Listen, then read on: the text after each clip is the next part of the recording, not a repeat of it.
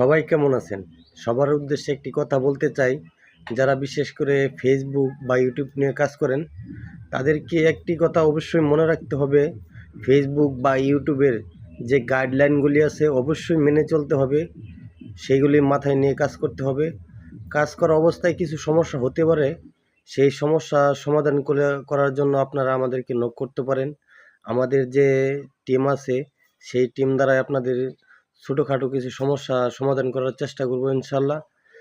আর সমস্যা হলে অবশ্যই আমাদেরকে সাথে সাথে নক করতে পারেন।